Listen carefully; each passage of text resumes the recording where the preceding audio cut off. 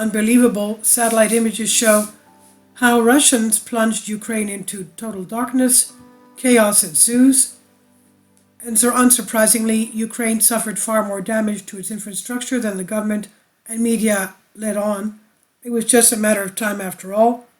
The recent withdrawal of Russian troops clearly demonstrates a broad change in tactics, and the one thing that eluded the Kremlin for several months seems like the next most logical step: large-scale strikes on Ukrainian infrastructure. Initially, the Western media claims the precision strikes were ineffective and only broadcast some images of craters on roads and a few apartment buildings with scars. There was little damage to power and water networks, but Ukraine claimed those systems would be back up and running within days. That did not happen.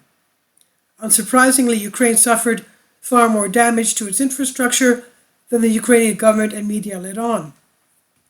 Later estimates range from 60 to 80% of the national grid damaged or unusable, and the latest satellite images of active lights at night supports this. Many analysts highlighted the development as a victory in the chess game of war, and some were critical of the tactics of the commander-in-chief of the Russian forces, Sergei Surovikin. And while the latter paint a portrait of the commander of the Russian forces operating in the region so scary as to echo Hollywood's Cold Era stereotypes of bad Russians, the former paid tribute to his ability as commander in the chessboard of war. Moreover, for his successes against the enemy forces in Aleppo, Syria, he's been called the General of Armageddon. We can see streetlights across Ukraine. So you can see here Crimea is at about the 5 o'clock position near the bottom. You have Kiev there in the middle, just below the Belarus-Ukraine border. And Lviv is all the way at around the 9 o'clock position towards the west. So you can see most of Ukraine looks like North Korea. I mean, there's nothing there. This picture was November 22nd. I would venture to say that there's more dark spots as the days passed, because this picture was from 4 days ago. So next we have the image taken November 24th, after the Russian bombings, chaos coming. More than half of the Ukrainian state is in total darkness, and the comparison with neighboring countries is stark. For most of the war, Ukraine enjoyed almost full use of electricity.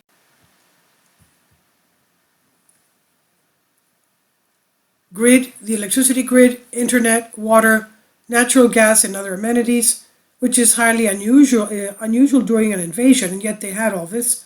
Vladimir Putin's reasons for trying to avoid infrastructure damage are unknown, but international acceptance is the most likely explanation.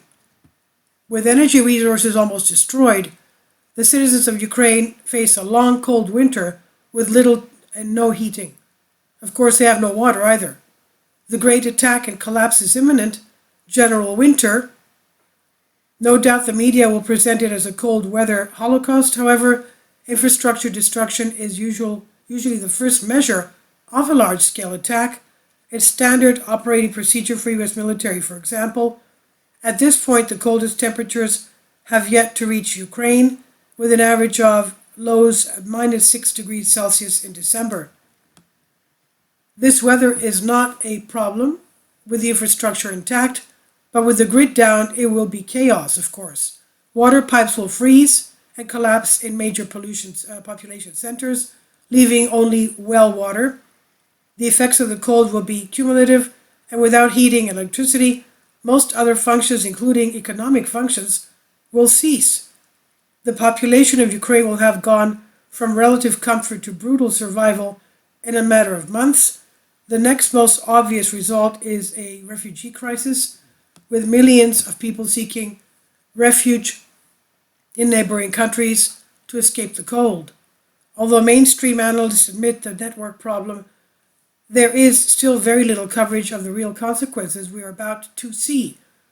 Claims that Ukraine is winning the war are harder to sell, while acknowledging the massive economic and humanitarian devastation escalating in the wake of the alleged Ukrainian victory. This is from Banking News Greece, and I've translated this from a Greek article. Please leave your comments. Thank you for your support. Kindly support my Patreon account. The daily posts are 5 videos daily, and they are totally different from what I have on my YouTube channel. Thank you so much for your support and that you find all my content so interesting. You'll find the Patreon account details in the description box below.